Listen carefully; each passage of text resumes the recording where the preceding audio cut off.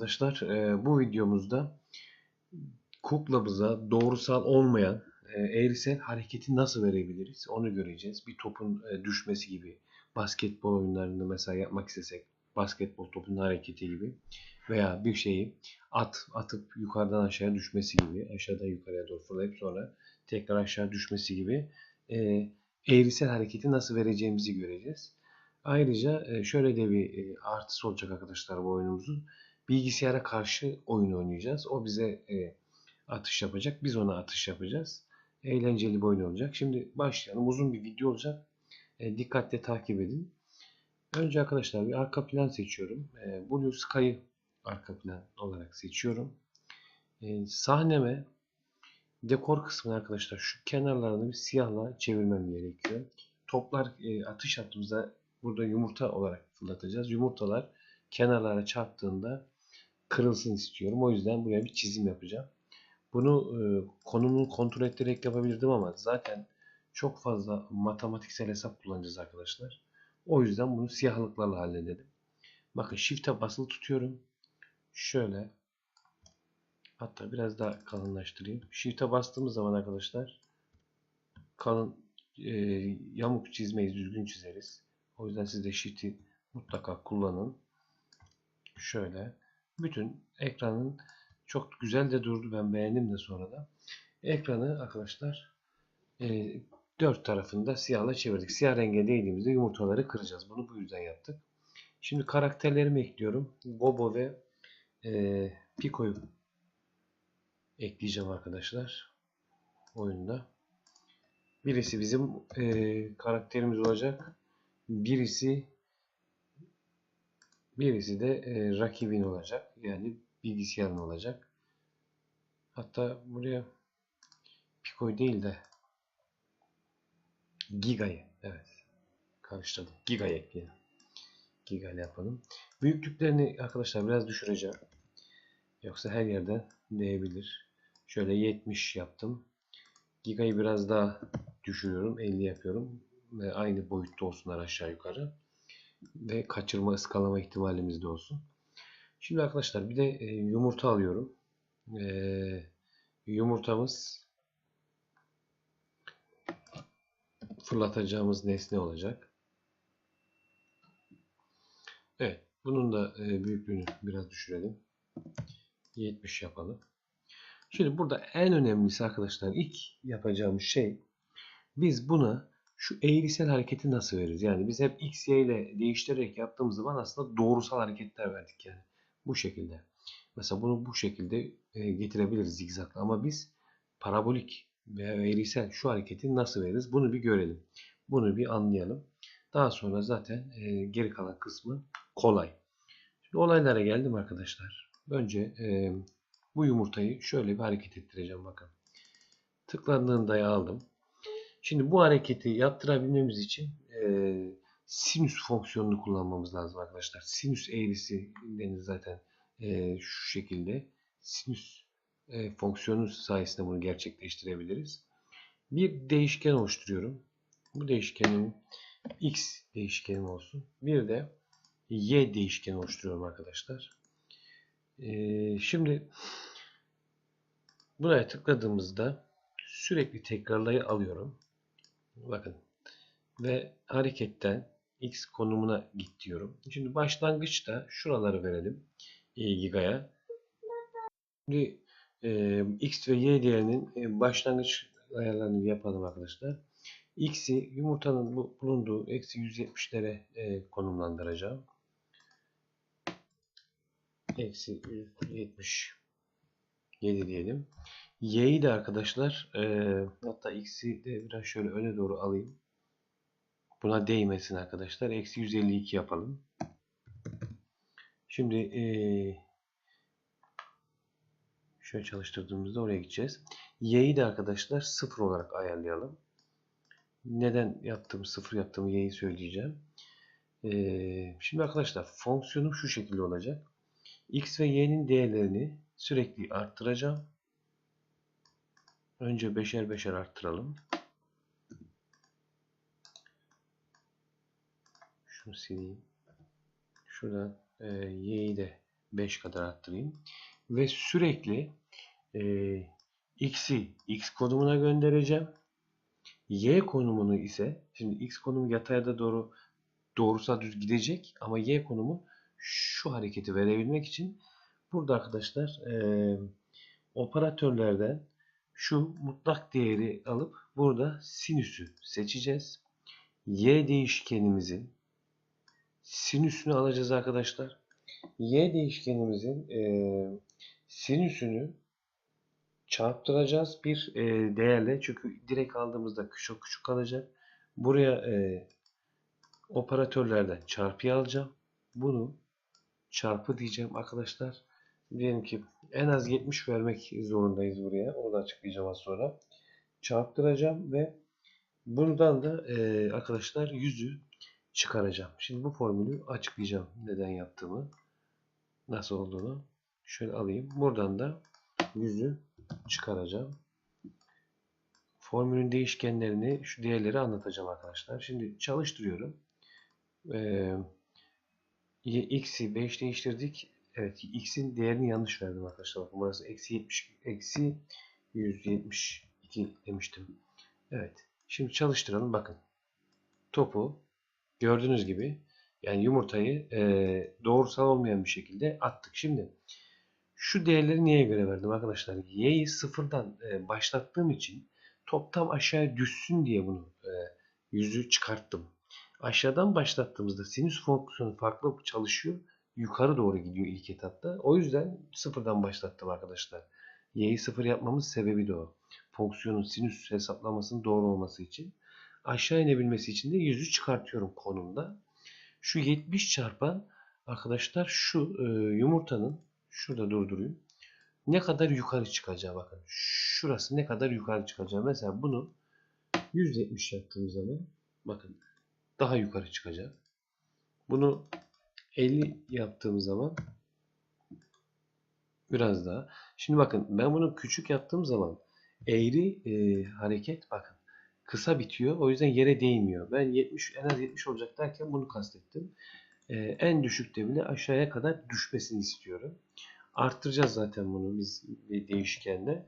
150'ye yaptığım zaman da bakın daha fazla. Burası yüksekliği. Hızı da arkadaşlar x'in artışı belirleyecek. Mesela x'i 5 değil de 10 yapalım. Bakın bu sefer daha hızlı gidecek. Veya 15 yapalım. Daha da hızlanacak. Gördünüz mü? Bu şekilde. Yani şurası hızı belirleyecek. Burası arkadaşlar çıkardık. Şurası da, şu 150 çarpanı da yukarı doğru ne kadar gideceğini belirleyecek. Bunları da zaten değişkenlerle tanımlayacağım. Yine program içinde değişkenlerle tanımlayacağım.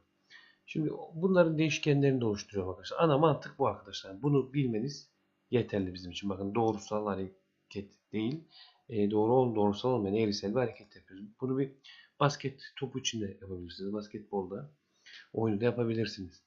Şimdi ben bir yumurta daha olacak arkadaşlar. Giga'nın bize atacağı yumurta da farklı olacak. O yüzden onun değerleri de farklı olacak. Bir ek daha ekliyorum. Bunu da büyüklüğünü 70 yapıyorum. Bunu şuraya koyalım. Bu da ikinci yumurtamız. Bu yumurtanın da x2 ve y2 değişkenleri olacak. Bunun denklemini de arkadaşlar şuradan kopyalayıp sadece x, y değerlerini değiştireceğim. Çok fazla bir şey olmayacak. Bunu bitirdikten sonra yaparız. Bir tane arkadaşlar hız değişkeni olacak. Bu değişken, hız değişkeni şu x'in şu kısmını değiştirecek. Ben bu değişkene göre x'i yumurtayı ne kadar hızlı attığımı belirleyeceğim. Bir tane de arkadaşlar yön değişkeni olacak. Yönden belirleyeceğim. Bir de yükseklik değişkeni olacak arkadaşlar.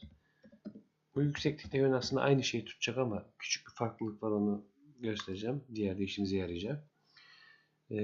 Değişkenlerimizi tanımladık. Giga'nın ve Gobo'nun canları olacak arkadaşlar. Onları da tanımlayalım.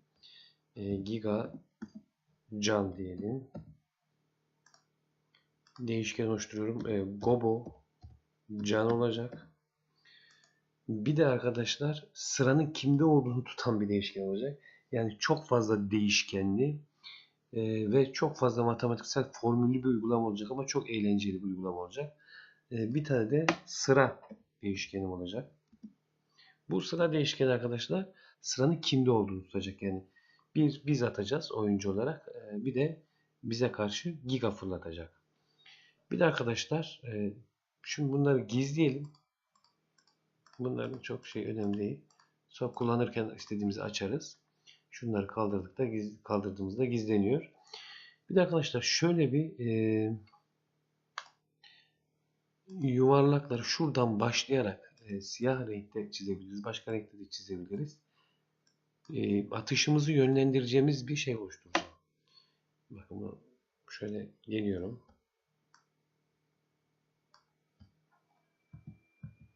Biraz fazla büyük çizdim. Bunu sileyim. Bundan arkadaşlar şöyle artık kopyala yapıştır yapacağım. Şöyle koyuyorum. Şimdi ne demek istediğimi anlayacaksınız. Böyle 5-6 tane yan yana koyalım.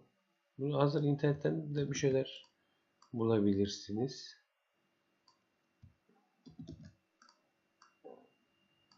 Şimdi bu arkadaşlar bakın şu işe yarayacak.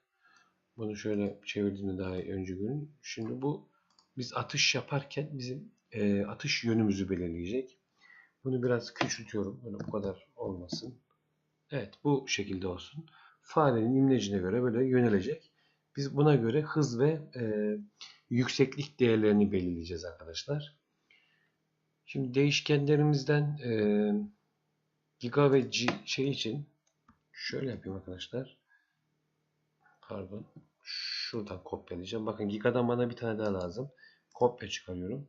Bunu küçültüyorum arkadaşlar. 30 yapıyorum. Bu giganın canı için şu giga canı açıyorum. Bakın giga can yazanı açıyorum. Buraya geliyorum.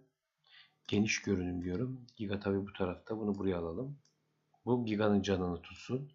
Bir tane de bizim gobomuzdan kopyalayalım. Bunu da 30 yapalım.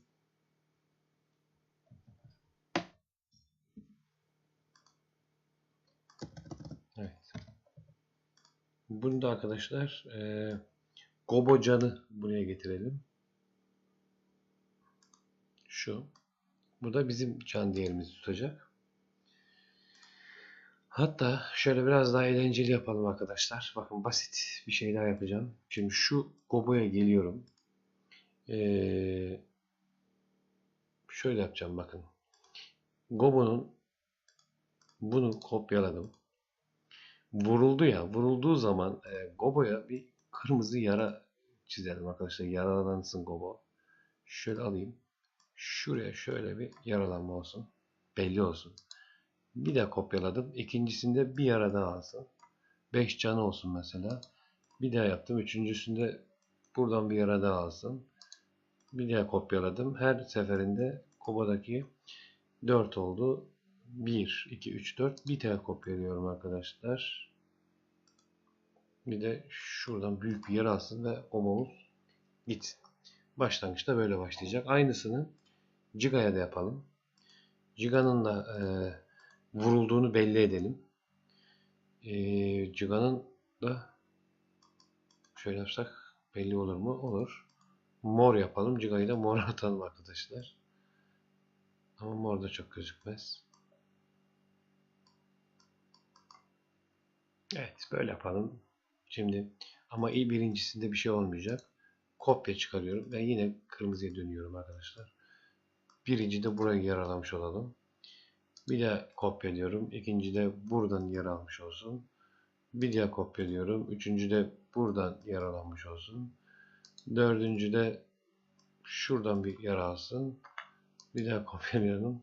Beşinci de şöyle büyük bir yarayla şeyimizde gitsin arkadaşlar. Cigamızda vurulmuş olsun. Başlangıçta yine bu kostümle başlayacak. Baştan söylüyorum arkadaşlar bu video uzun olacak. Ama çok eğlenceli de bir uygulama olacak. Bu topu buraya alalım. Bu birinci yumurtamız. Bu da ikinci yumurtamız. Şimdi şeye geliyorum arkadaşlar. Ege geliyorum. Şu mantığı anlattık. Bunu gördü herkes. Evet, şimdi bunu başlayalım. Zaten bütün komutlar hemen hemen burada. Sırayla atış yaptıralım. Değişkenleri dışarıdan alarak. Ancak önce şu yönü ayarlayalım arkadaşlar. Yönümüzü belirleyelim. Bakın bunu nasıl hareket ettireceğiz? Bunu biraz daha şöyle aşağı indireyim. Şurada olsun. Şöyle olaylara geldim arkadaşlar. Tıklandığında bu yön sürekli fare imlecime doğru hareket edecek. Bakın kostümünü bilerek bu uç noktadan çizdim. Ortada olsaydı istediğim hareketi vermezdi. Şimdi arkadaşlar burada şu verecek ama aşağıya ve şu tarafa gitsin istemiyorum. Bak şu hareketleri istemiyorum. Sadece şuraya ve şuraya kadar. Geri gelmesin, aşağıda inmesin. Bunun için şu komutları ekleyeceğim. Eğrisi diyeceğim.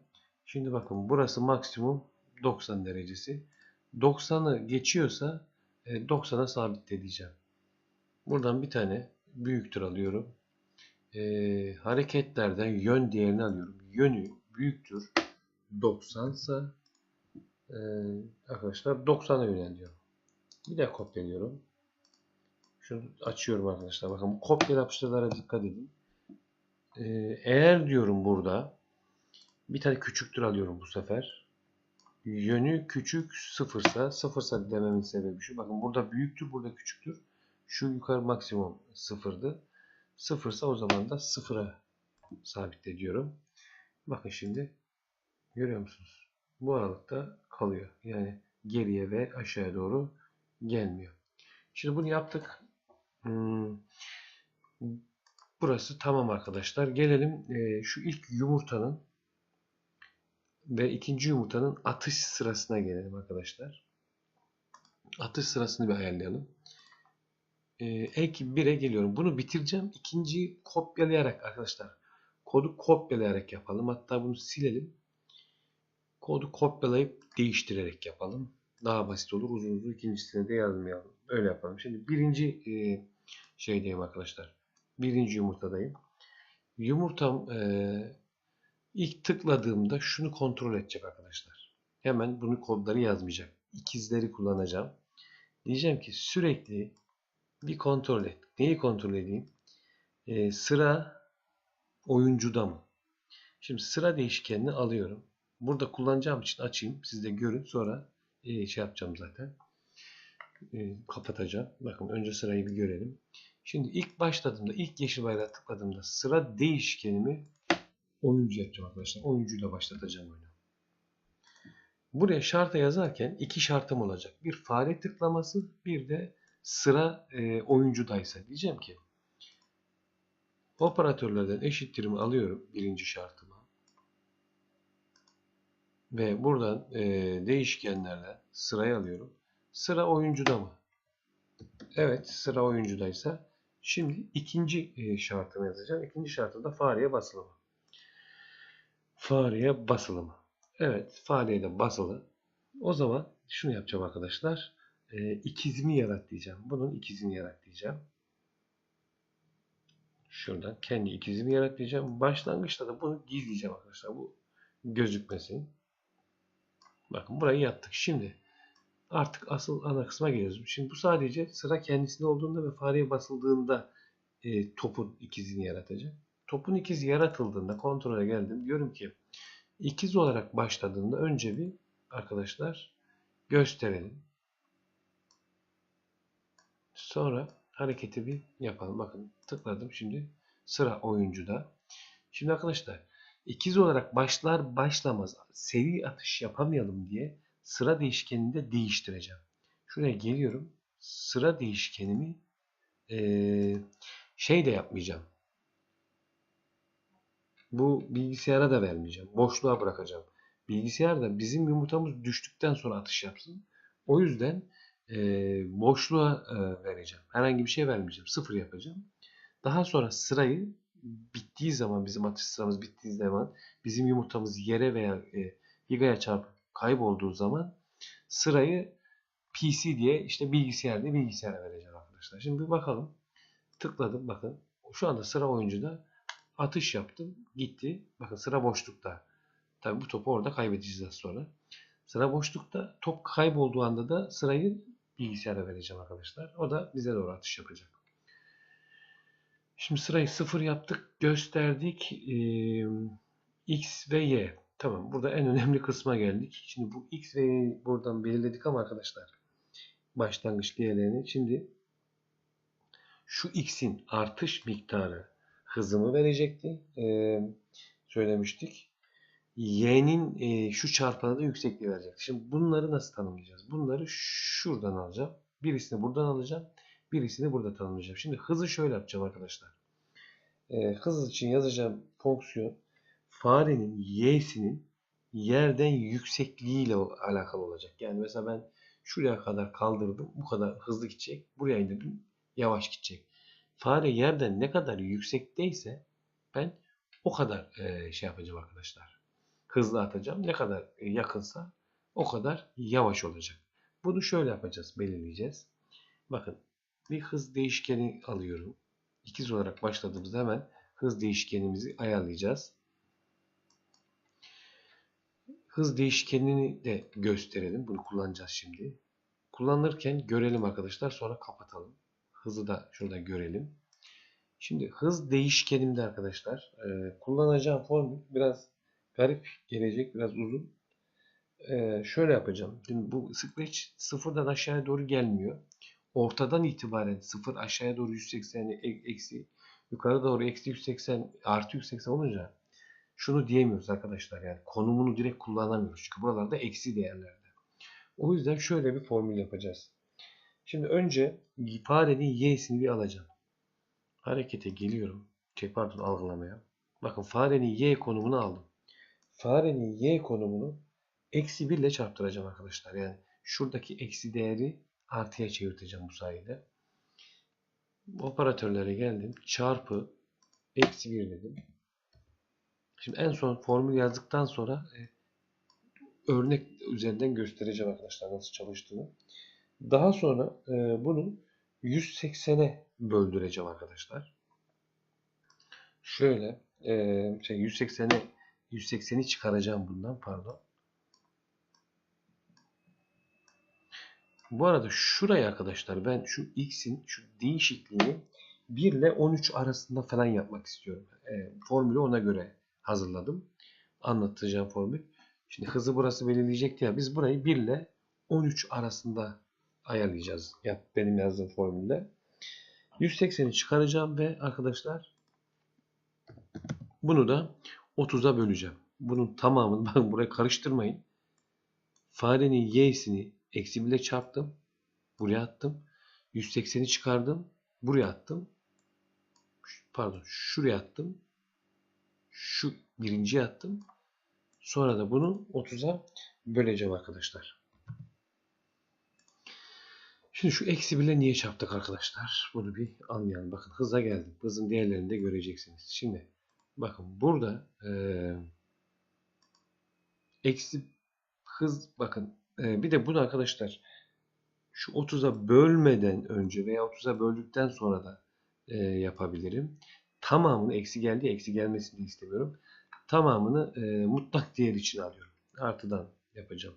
Operatörlerde bakın, mutlak değerin içine alıyorum bunu. Şu formülü yazdım. Tamamını aldım. Mutlak değerin içine attım. Şöyle koyalım arkadaşlar. Şimdi bakın, ben bunu tekrar başlattım. Mesela şurada diyelim ki arkadaşlar burası eksi 100 olsun. Farenin y'sini eksiyle çarparak burayı artı 100 yaptım.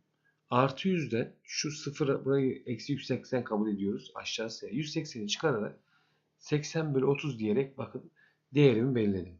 Şimdi burası aşağı doğru indikçe eksiye doğru artacağı için arkadaşlar, eğer ben şu eksiyle çarptırmasaydım hız artacaktı. Mesela burası 180 olacaktı. 180 eksi 180 0 eksi 180 olacaktı. Eksi 180 eksi 180 360 olacaktı. Hız artacaktı. Ben bu olsun istemedim. Buraya geldiğimde hızın 0 olmasını istiyorum. O yüzden eksi 180 eksi 180 eksi 360 yapmasın diye bunu artıya çevirdim. Dedim ki 180 eksi 180 0 olsun dedim. Burada hızı sıfırladım. Şöyle yapıyorum. Yukarıya çıktığımda da sıfırın üzerine çıktığımda da mesela burası kaç oldu? 180 oldu. Veya 50 oldu. 50 eksi yaptım. Eksi 50 eksi 180 eksi 230 oldu. Bakın mutlak değeri aldığım için 230 oldu. Hız arttı. Yani aşağı doğru inince arttı, azaldı. Yukarı doğru çıkınca hız değeri arttı. Bakın bunu yapmamızın sebebi Scratch'in sıfıra sıfırı bu orta nokta kabul etmesi arkadaşlar. Bu sorun onun sorunu. Şuradan başlasaydı hiçbir sorunumuz yoktu. O yüzden bu formülü tanımlamam gerekti. Bakın deneyelim. Şimdi buradan tıkladım. Hız değerine bakın 9. Buradan tıkladım. Yeniden başlatayım. Buradan tıkladım. Bakın hız 1. Görüyor musunuz? Ben 1 ile 12'de 0 ile 1 ile en üstte tıklayayım. 11-12 arası bir değer verdim. Şu bölüyü azaltarak bunu 12 değil de 15'leri kadar da çıkarabiliriz. Yani bu çok önemli değil. 25 de yapabilirsiniz. Tekrar başlatayım. Bakın bu şu değeri biraz daha arttırabilirim. 30, 25 de yapabilirim. O çok önemli değil ama şu kısım sabit arkadaşlar. Eksi 1 çarpı farenin y'sinden 180'i çıkarıp 25'e böldüm ve mutlak değeri aldım. Şimdi bu hız değişkeni nereyi belirleyecekti arkadaşlar? X'i belirleyecekti. Buraya geliyorum. Değişkenlere hızı alıyorum. Şu x kadar değiştirip içine atıyorum arkadaşlar. Şimdi bakın x'in hızı buradan değişecek. Görelim. Başlattım. Tıkladım. Bakın buraya gitti. Durduralım. Tekrar başlatalım. Bakın şimdi daha çok gitti. Durdurdum. Bu kadar gitti. Şimdi bir de y'yi ayarlayacağız. Yüksekliği. Tıkladım. Daha hızlı gitti. Şimdi arkadaşlar bir de şu çarpanı ayarlamamız lazım. Bu çarpanı 70 ile 250 arasına ayarlayacağım. 70'in sebebi şu arkadaşlar. Y'yi sıfırda başlatıyorum ya aşağı insin diye en az 70 vermem lazım. 250'ye kadar da yükselebilsin. Yukarıya kadar da çıkabilsin dedik. Bu yüzden de şöyle bir formül yazacağız ama şu hesaplamayı buna göre yapacağız arkadaşlar. Bunun yönüne göre hesaplayacağım. Bak şuradan, şuradan. Bu belirleyecek. O yüzden buraya bir geleceğim. Burada formülü tanımlayacağım. Şimdi burada yön değerini alıyorum. Bakın bunu da açalım. Yani bunları görelim yaparken de. Şimdi yön değerimi aldım arkadaşlar. Şimdi yön değerim 0 ile 90 arasında olacak. Ben öyle bir formül yazacağım ki 70 ile 250 arasında sıkıştıracak bunu. Bunun için arkadaşlar operatörlere geleceğim. Bir artı alacağım. En son bir artı 70 en başa artı 70'i koyacağım arkadaşlar. Ki en düşükte sıfırda geldiğinde bile en az 70 değerini alayım diye bu 70 koydum. Daha sonra şu formülü bak yazınca daha iyi anlayacaksınız. 2 ile çarptıracağım. Neyi çarptıracağım? 90 eksi yönü çarptıracağım arkadaşlar. Şuradan bir eksi alacağım. Burayı da 90 eksi bunun yönü. Kendi yönü. Şimdi bu ne oldu arkadaşlar? Burayı bir anlayalım. Bakın. Diyelim ki bunun yönü 90. 90 olduğunda yatayda. 90'dan 90'ı çıkardık. 0. 2 ile çarptık. 0 artı 70. Şurada en düşük değeri alacak. Ama ben havaya kaldırdım. En üste kaldırdım. Bakın dik tuttum. Bu sefer bakın burada yön 0. 90'dan 90'ı çıkar, 0'ı çıkardık. 90 çarpı 2 180 artı 70 250. Yani en az 70 en fazla 250 alacak şekilde formülize ettim. Şimdi bu yönü arkadaşlar süreklinin içinde yaptırmam lazım. Oyun esnasında sürekli hesaplaması lazım şu şekilde. Ama yumurtanın içinde direkt yönü kullanamam. Çünkü eğer buraya direkt şuraya yönü verirsem o sürekli orada değişeceği için burada fareyi oynattıkça top giderken değişir. Bunu mesela futbol oyunlarında falan falso verdirmek için kullanabiliriz. Hani giden topu şöyle ittirebiliriz, falso verebiliriz. Ama burada bizim işimize yaramaz. O yüzden bunu arkadaşlar ikiz olarak başladığında bakın şu yükseklik değerinin içine atacağım. Yükseklik değerim ilk seferinde yön olacak. Yön değerini şuradaki değeri alacak. Burada bir kere aldığı için bizim için sıkıntı olmayacak. Sürekli değişmeyecek. Geleceğim buraya da yüksekliği vereceğim. Yükseklik sadece veriyi aktarmak için var arkadaşlar. Şimdi bakın. Görüyor musunuz? Yön. Tıkladığımda yükseklik onun değerini aldı. Direkt buraya bakın. Önce şeyi göstereyim. Yönü göstereyim. Yön olsa ne olur? Bakın yön olsa şu olur. Bu baştan başlarım. Tıkladım. Bakın topu tekrar hareket ettirdi. Şuradan bir de bakın topu hareket ettirebiliyorum. Bir daha yapayım. Gördünüz mü? Topu şu büyükte yapayım, daha iyi anlaşılır arkadaşlar. Şunu tekrar başlatıyorum. Yukarı doğru falso, biz burada bir daha yapayım arkadaşlar. Sürekli yönü değiştirdi. Bakın topu burada sendeletiyorum ama şu olduğu zaman yön değil de yükseklik yaptığım zaman bakın bu sendeletme olmayacak arkadaşlar. Çıktığı gibi hiçbir çıktığı gibi, yani ona bir de benim değiştirme ihtimalim yok. Şimdi bakalım. Peki bizim istediğimiz açılarda atıyorum. Mesela yukarıda olsun. Yukarı geldim arkadaşlar. Bakın şöyle. Hızı düşürdüm. Fırlattım. Bakın yukarıya doğru gitti ama hız 6. Biraz daha hızı düşüreyim arkadaşlar. Şöyle geldim. 4. Bakın yukarı gidiyor ama sağ tarafa ulaşamıyor. Bir daha hızı düşürüyorum. Biraz daha düşürüyorum. Bakın aşağıya, iyice aşağıya çektim bakın hızı. Daha dibe düştü. Yavaş gidiyor çünkü. Şimdi burada hızı yukarı çekeyim bakın. Tekrar başlatayım. Bu sefer çok uzağa gitti. Bakın mesela şunu yapalım. Şurada deneyelim. Şurada tuttum. Bakın buraya kadar geldi. Biraz daha kaldırıyorum. Şöyle yapıyorum. Bakın bu sefer iyi gitti. Biraz daha şöyle yapayım. Bu sefer biraz açtı. Gene de vurduk. Bu şekilde arkadaşlar, yani istediğimiz gibi artık ne yapabiliyoruz? Yönlendirebiliyoruz. Bu hız, yön ve yükseklikle işimiz bitti. Bunları gizleyelim şimdi. Yön, yükseklik ve hızı gizleyelim. Şimdi devam edelim. Yumurta kırılacak arkadaşlar vesaire, diğer o detaylara gelelim. Bu topun birinci yumurtayı tamamen bitirelim. Şimdi arkadaşlar sürekli tekrarladık. Hareket yaptık. Bu sürekli tekrarların içine bir eğrisi koyuyorum. Diyorum ki şurada eğer siyah renge değiyorsa, bunu buradan seçmiyoruz tabii ki de, renk seçiciden şu siyah renge değiyorsa'yı aldım. Siyah değiyorsa arkadaşlar yumurtanın şöyle bir şey yapacağım bakın. Kostümü de B kostümüne bir getireceğim. Çok az bir göstereceğim onu. Kırıldığı görülsün diye. 0.1 saniye göstereceğim. Sonra bu ikizi sileceğim arkadaşlar. Bu ikiz yok olacak.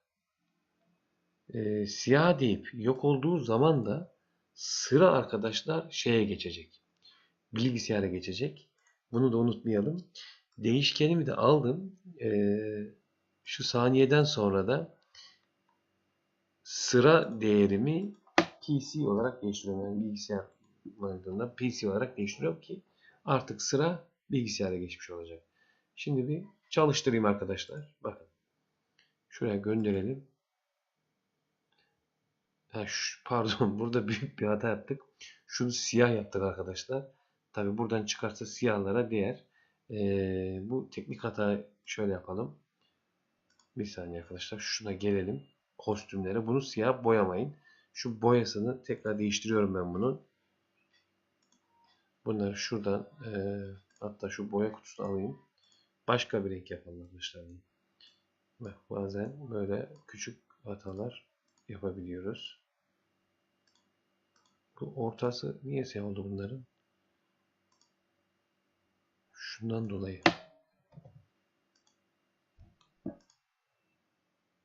Tekrar ortaları boş olmuş. Bunları şöyle yapalım arkadaşlar. Bunları tekrar siliyorum. Bak bunu başka bir renkte, burayı da 0 yapıyorum. Burayı arkadaşlar hızlı bir şekilde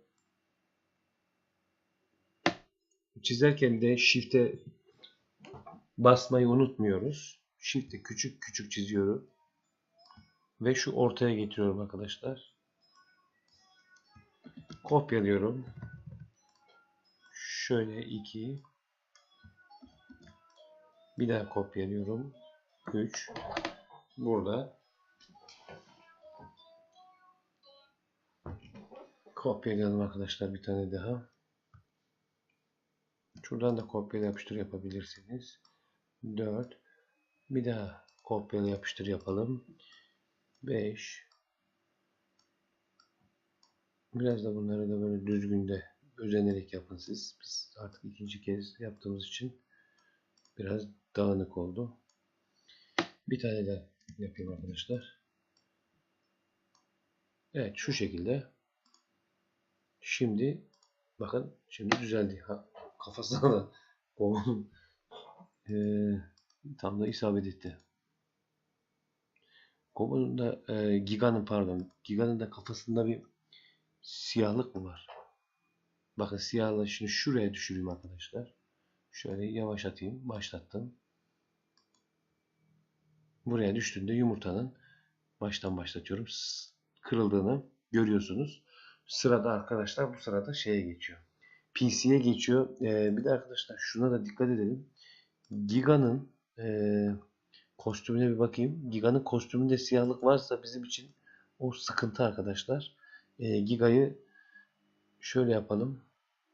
Giga'nın şu kenarları şöyle boyayalım. Ya da siz başka karakter seçin arkadaşlar. Ben bu siyahlığı fark etmemiştim. Yani siyaha değmiş görür. Puan alamazsınız. Evet. Bakın şimdi ben değiştirdim bu kenarlarını. Ama hepsini değiştirmemiz gerekiyor. Evet, bunu geri alıyorum. Ben bununla uğraşacağım ama şöyle yapayım arkadaşlar. Çerçeve rengi değiştireyim en iyisi. Şuradan, dekorlardan şu çerçeve rengi değiştirelim de arkadaşlar. Şu renge değdiği zaman öldü verelim. Ciga'nın da etrafında çünkü siyahlıklar var. Ona dikkat etmedik. Bu rengi arkadaşlar şöyle olmayan bir renk seçelim. Mavi yapalım.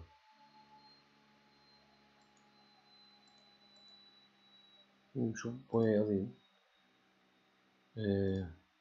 Şunu maviye getireyim arkadaşlar. Koyu mavi olsun. Bu kenarları koyu mavi yapıyorum. Maviye değdiğim zaman oyunu bitireceğim arkadaşlar. Burayı maviye değdiğimizde bitecek şekilde ayarlayalım. Renk hatası yaptık burada. Bakın şimdi gönderdim. Giga'ya değdiğinde değil, yere değdiğinde. Gördünüz mü? Tekrar göndereyim şuradan. Şöyle aşağıya doğru çok şöyle şuraya hafif bir atış yapalım. Bakın burada kırıldı. Bir daha bir atış yapayım. Evet. Bir de şeyi vuralım. Tekrar bakın bunu vurduğumuzda görelim. Bakın şeyi görmüyor. Giga'yı görmüyor. Köprü rengi mavi yaptım arkadaşlar. Şimdi bir şeye dikkat ediyoruz. Bakın sıra başta başlattığımda oyuncudaydı. Tıkladım, boşta bekliyor. Şimdi PC'ye geçti. Buna da dikkat edin. Tıkladım arkadaşlar. Bakın burada PC'ye geçti. Başlangıçta, boşta, PC'de. Evet. Bir de arkadaşlar bu maviye dedik, bir kontrol ettik. İkizi sildik. Şimdi bunu şeyi de kontrol etmemiz lazım. Eğrisi diyorum. Bir de bizim gigamıza değmiş mi? Onu kontrol etmemiz lazım. Algılamaya geliyorum. İmlecine değiyor mu? Hayır. Giga'ya değiyor mu? Giga'ya değiyorsa da arkadaşlar yine şu kılık değişikliğini yapacak. Yine PC'ye geçecek. Yine ikizi silecek. Burası aynı. Ancak Giga canı da bir azaltacak. Şuraya geliyorum. İkizi silmeden önce Giga can başlangıçta, hatta 20-20 değiştirelim bunu. Eksi 20 olacak. Giga canı da başlangıçta arkadaşlar ilk tıkladığımızda, burada değil bakın, ilk tıklamaya getiriyorum. 100 yapıyorum. Gigacan yüzde başlıyor. İlk vurduğumda da arkadaşlar Gigacan eksi 20 oluyor. Şimdi Gigacan'a hatta bir vuruldu haberi veriyorum. Burada bir haber salalım. Giga vuruldu da anlasın. Şuradan bir haber salıyorum.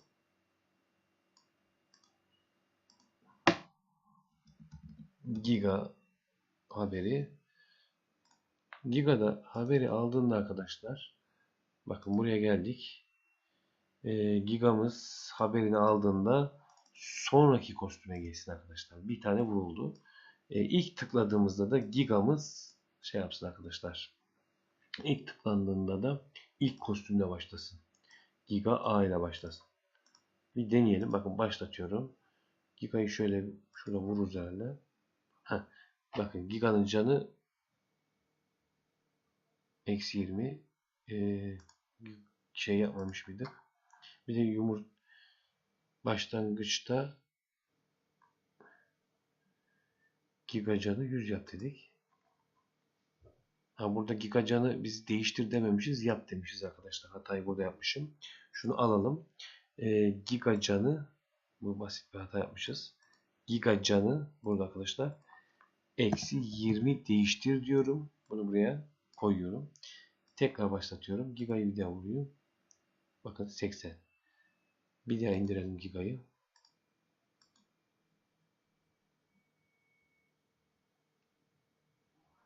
Giga başlangıçta 80. Evet bakın 100. Vuruyoruz. 80 güzel. Çalışıyor. Şimdi yumurtanın da ilk başlangıç şeyini belirleyelim. Olaylara geldim. Tıkladığım zaman ilk şeyde ikiz olarak tıkladığımızda diye arkadaşlar, yumurta her ikiz olarak başladığında ana şeyine gelmesi lazım. Ana görüntüsüne gelmesi lazım. Kırık gelmemesi lazım. Tekrar başlatıyorum. Bakın normal geldi. Düştü, kırıldı. Bir daha başlatayım. Normal geldi. Düştü, kırıldı. Bakın şöyle. Giga'nın bu arada şey ne oldu? Baştan bir daha başlatayım. Giga'yı bir vuramadık. Bakın Giga'yı vurdum. 80 oldu. Şimdi Giga'nın e, sonraki kostüm. Bunu yanlış Giga'ya yazmışız. Bunu şu Giga'ya yazacaktık. Buraya atıyorum arkadaşlar. Küçük Giga'ya yazmışız. Bakın yanlış yere yazmışım. Bunu buradan siliyorum. Bu kodlar şu Giga'da olacak. Şu Giga'da. Giga'nın kostümü değişecek arkadaşlar. Ben hata yapmışım. Siz de dikkat edin. Şu Giga'daydı. Ben onu aldım. Bu Giga'ya getirdim. Şimdi tekrar yapıyorum. Bakın vuralım Giga'yı. Vurduk. Burası bir yaralandı. Tabii şimdi ben her seferinde sıfırladığım için devam etmiyor. Az sonra o akışkanlığı kazandıracağız arkadaşlar. O kafasını yardık Giga'nın. Başlangıçta Giga 100. Arkadaşlar şimdi Giga ile ilgili olan her şeyi yaptık. Sırayı da ayarladık. Bu yumurtayla ilgili de herhalde yazacağımız başka bir komut kalmadı. Bakın tekrar bir de deniyorum. Tıklıyorum. İstediğim gibi bombele gidiyor. Top düzgün geliyor yumurta. Köşelere çarpıyorum. Kafasını yarıyorum. Tamam. Şimdi bu yumurtayı kopyalıyorum arkadaşlar. Ek 2 oldu. Ek 2'yi bir düzenleyelim. Nereye değiştireceğim? Çok dikkat edin. Yanlış olmasın arkadaşlar. İyi dikkat edin arkadaşlar. Gigacan'ı 100 yap yerine ek 2'de bu sefer Gobocan'ı 100 yapacağım. Sırayla gidiyorum. Burada sıra oyuncuyla ilk tıkladığında oyuncuyla başlıyor. Bunda problem yok. Ancak sıra, bakın şu önemli değil. İlk başta oyuncuda olacak. Ancak biz bu yumurtayı ne zaman harekete geçireceğiz? Sıra oyuncudayken değil, sıra PC'deyken harekete geçireceğiz. Peki. Sıra PC'deyken harekete geçir dedik. Aşağı iniyorum. Yumurta yine evet, bu yumurta ek A kılığına geçsin dedik. Burada sıkıntı yok. Şimdi yükseklik değerini arkadaşlar yön yap dedik ya. Yükseklik değerini yön yapmayacağız arkadaşlar. Buraya yükseklik 2 diye bir değişken oluşturacağız. Bunun yüksekliği farklı olacak. Diğerinden bağımsız olacak. Fareyle alakalı olmayacak. Yükseklik 2 diyorum arkadaşlar. Bakın bunu yükseklik 2 yapıyorum. Yükseklik 2 arkadaşlar. Biz demiştik ki yüksekliğimiz 70 ile 250 arasında olacak. Operatörlerden rastgele 70 ile 250 arasında seç diyorum. Şu yönü siliyorum. Sırayı atış yaptığında sıfırladık. Burada bir sıkıntı yok. Arkadaşlar hızda da bu formülleri kullanmama gerek yok.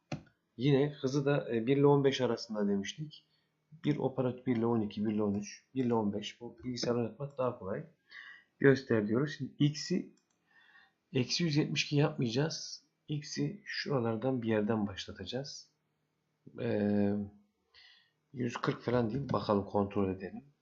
Y bu da sıfırdan olacak ama arkadaşlar burada da x2 ve y2 olacak. Buna dikkat edin. Bununkiler x2 ve y2. Şimdi sıra aynı. Bu da hız 2 olacak. Evet. Şöyle yapalım. Değişken oluştur diyelim. Aslında hız 2 yapmama da gerek yok ama biz karıştırmayalım. Hepsine ayrı değişken verelim. Şimdi yükseklik 2 ayarladık. Hız 2 ayarladık. Sırayı ayarladık. X2, Y2 yaptık. Burayı X2 yapıyorum. Burayı Y2 yapıyorum. Şu hız değişkenini buradan siliyorum. Burayı hız 2 yapıyorum. Arkadaşlar buralar çok önemli. Buraları kaybettiniz mi komple programı kaybederiz. Şimdi şurada X yerine X2'yi koyuyorum. Y yerine Y2'yi koyuyorum. Yükseklik yerine yükseklik 2'yi koyuyorum. Bunları siliyorum. Burada bir değişiklik daha yapacağım arkadaşlar.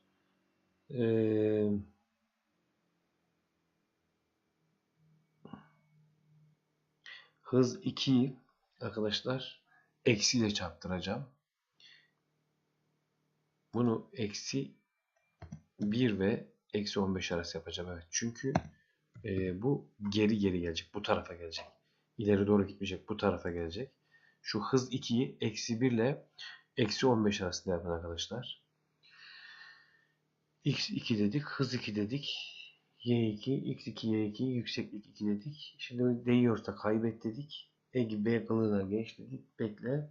Sırayı bu sefer oyuncu yapacak. Bu kaybettiği. İkizi sildik. Giga'ya değil Gobo'ya değiyorsa dedik. Bu kılığa geçti. 0 saniye bekledi. Sırayı PC değil ile oyuncu yapacak. Gigacan eksi 20 değil. Gobocan eksi 20 olacak. Giga haberini değil. Bir haber daha salacağız. Gobo haberini salacağız. Burada Gobocan'ı 100 yapmıştık. Evet. Gobo'nun kodundan sonra yazacağım arkadaşlar. Şimdi çalıştıralım. Bir atış yaptırıyorum görelim. Şimdi fareye bastığımızda bu da buradan geliyor ama bunu fareye bastığımızda demeyeceğiz. Şu şartı kaldıracağız arkadaşlar. Evet. Bir kere atış yaptırmak için sıra PC'ye geldiyse diyeceğim. Kendi ikizimi yarat diyeceğim ve azıcık bir bekleme koyacağım ki şurada hemen şeyi değiştirelim. Sıra değişkenini değiştirelim o arada. Kendi ikizimi yarat demeden önce de arkadaşlar şuraya bakın 0.3 desem yeterli. Evet şu EG2'de şu kodu düzenledik arkadaşlar. Sıra PC olmuşsa sen atışı yap diyoruz. Baştan başlatalım. Tak ben bir atış yaptım. O yaptı. Bakın ben yaptım. O yaptı. Ben yaptım. İkinci yarayı da vurdum. O yaptı. Ben yaptım. Anam kafadan indirdi bizi. Ben yaptım.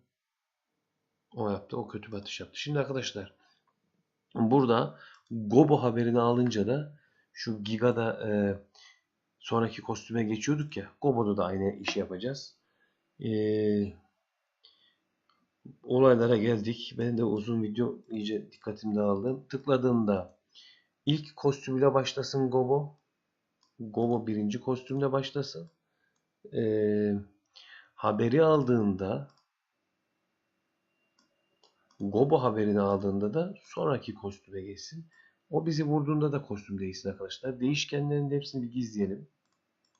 Sırayla atış yapıyoruz artık. Bir sadece buraya ekleyeceğimiz ikimizden birisi 0 olduğunda oyunu bitireceğiz. Ben bir atış yaptım. Pardon şu değişkeni göstereceğiz. Gigacan ve Gobocan'ı göstereceğiz. Başlattım. Ben bir kafasından vurayım. O beni vuramadı. Ben attım. Yardık kafayı. Bir de atıyoruz. Anam da bizi indirdi. İlk yaramızı aldık. Ateşliyorum arkadaşlar. Bakın ben bu arada seri basıyorum ama fark ettiğiniz gibi o bir işe yaramıyor. O da beni vurdu. Şöyle yapayım. Çok eğlenceli de bir oyun oldu arkadaşlar. Bu nette yani araştırdığım kadarıyla da çok bu hareketleri veren yok. Şimdi arkadaşlar bakın sıfırladığımızda da artık oyunu bitireceğiz. Oyunda bir sıkıntı yok. Hareketler düzgün çalışıyor. Şunlardan birinin içine yapabilirim. Tıkladığında Gobo kılığına geç dedik ya. Buraya bir tane sürekli tekrarla alıyorum. Bu Gogocan ve Gobocan ve Gibacan'ı kontrol edecek. Eğer ise diyorum operatörlerden eşittir. Arka arkaya birden vurabilir miyiz? Vuramayız zaten. Şunu diyorum arkadaşlar. Gobocan eşittir 0 olduysa Gobocan 0 olduysa kaybettik demesi lazım. Görünüme geliyorum. Kaybettiniz diyorum. Oyunu durduruyorum. Durdur. Tümü. Şunu kopyalıyorum. Ben bu kopyalamaları çok kullanıyorum. Arkadaşlar değiştirmeleri aman dikkat edin. Değiştirmediğinizde bir daha bulamazsınız hatayı. Gigacan 0 olduğunda da kazandınız diyorum. Durdur tümü diyorum. Bunların diğerlerini başta 100 yapmıştık zaten. Bir ateşleyelim bakalım. Kim kazanacak? Ben bir ilk yarayı açtım. Bir de ateşliyorum. O da bana attı. Şöyle bir atış yapacağım. Kafasından vurdum. Bir atış daha. O beni vuramadan ben onu darmadağın edeceğim arkadaşlar. Kazandınız diyor ve oyunu bitiriyor.